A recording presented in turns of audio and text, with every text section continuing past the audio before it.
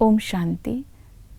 27 जून 2022 की साकार मुरली से होमवर्क।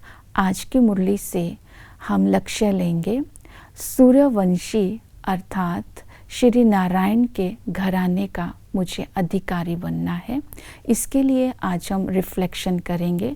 सूर्यवंशी आत्मा उसे बोलेंगे जो संगम पर जीवन मुक्त होती है, पुण्य आत्मा होती है और सपूत आत्मा की विशेषताएं उसमें होती है। तो आज चेक करेंगे सपूत आत्मा की विशेषताएं मेरे अंदर कहाँ तक है। सपूत उसे कहेंगे जो संपूर्ण निर्विकारी होता है, अर्थात जिसने अपना जीवन में सतो प्रधान संन्यास किया होता है और जो निरंतर योगी होता है। इसके लिए आज हम पुरुषार्थ करेंगे। बाबा कहते हैं इस संगम पर मैं तुम्हें आकर के सतो प्रधान संन्यास कराता हूँ, अर्थात बाबा श्रीमत देते हैं कि तुम 5 विकारों का दान मुझे दे दो। तो 5 विकारों का दान देने की विधि बताई है कि तुम अपने आप को रथी समझकर इस देह रूपी रथ में विराजमान होकर कर्म करेंगे तो देह अभिमान से मुक्त हो जाएंगे। तो जैसे ही रथी के भान में रहेंगे तो देह भान से मुक्त होंगे और जब देह भान से मुक्त होकर के कर्म करेंगे तो देह अभिमान का नशा भी खत्म हो जाएगा, जैसे कि धन का नशा, स्टेटस का नशा और संपत्ति का नशा। और फिर अहंकार भी नहीं आएगा, जैसे क्रोध करना, आवेश में आना, जोश से बोलना। तो देह भान, देह अभिमान और देह अहंकार से आत्मा मुक्त हो जाएगी।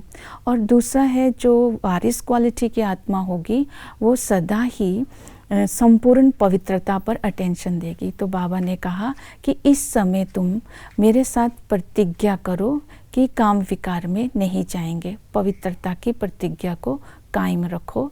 इसके लिए अपने कुल को स्मृति में रखो।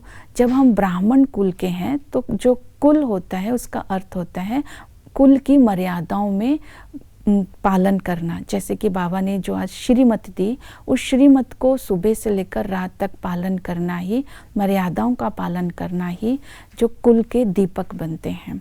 तो हम शिववंशी हैं और विष्णुवंशी हैं।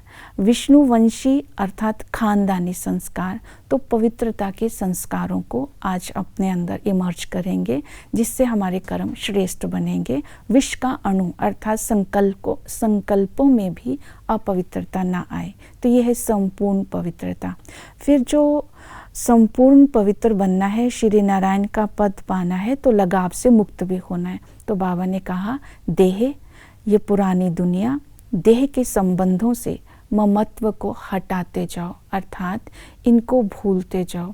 इनको भूलने के लिए आज हम सारा दिन अपने आप को स्मृति दिलाएंगे कि मेरे सर्व संबंध किसके साथ हैं। एक बाबा से प्रीत होगी तो देह के संबंधों से स्वतः ही लगाव से मुक्त हो जाएंगे। तो मोहवश रोना नहीं है। और मोहवश बाबा ने एग्जाम्पल दी बंदर का, तो बाबा तो हमें बंदर से मंदिर लायक बना रहे हैं।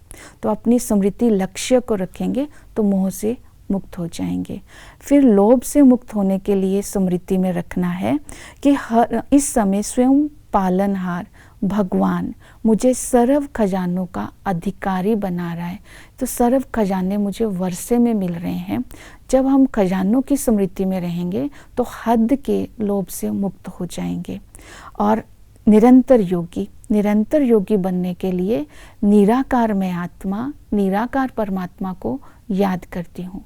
इसी को ही कहते हैं योग, अर्थात निराकार बनकर निराकार को याद करना है। साकारी और आकारी की तरफ बुद्धि ना जाए। तो सारा दिन बुद्धि योग उस परमात्मा के साथ लटका रहे।